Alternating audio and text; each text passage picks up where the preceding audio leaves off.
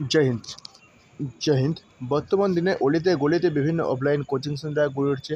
হাজারো YouTube channel, হাজারো study material অনলাইনে, হাজারো টেলিগ্রাম চ্যানেল, হাজারো ফেসবুকে পেজ আছে স্টাডি ম্যাটেরিয়ালের জন্য। তবু আজকে স্টুডেন্টদের মধ্যে কেন ব্যর্থতা দেখা দিচ্ছে?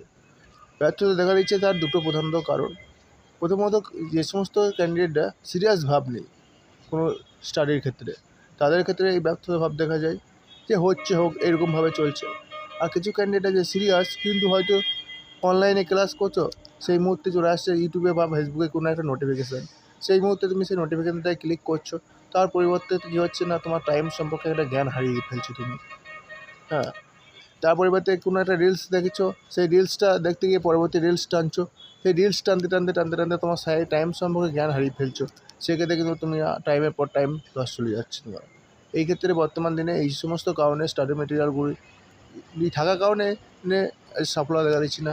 অনেক কি ছেলে আছে কি না অনলাইনে ব্যাচ কিনছে, অনলাইনে ব্যাচ কিনলে কি সফলতা চলে আসবে?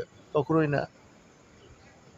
অনলাইনে ব্যাচ কিনছে, ব্যাচের স্যারটা তো টাইম বাই টাইম ক্লাস দিয়ে দিচ্ছে, কিন্তু তুমি কি ক্লাসটা আদৌ দেখছো? কখনোই না।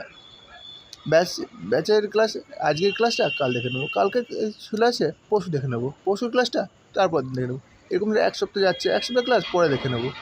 এমনি একটা টাইম কী হচ্ছে না, ব্যাচ কোর্সের ভ্যালিডিটি শেষ হয়ে যাচ্ছে 6 মাস, কিন্তু ব্যাচ কোর্সে তুমি একটা ক্লাসও খুলে দেখছো না। এই সমস্ত কারণে তুমি আজ সফলতা পাচ্ছ না। তো থ্যাংকস ফর ওয়াচিং।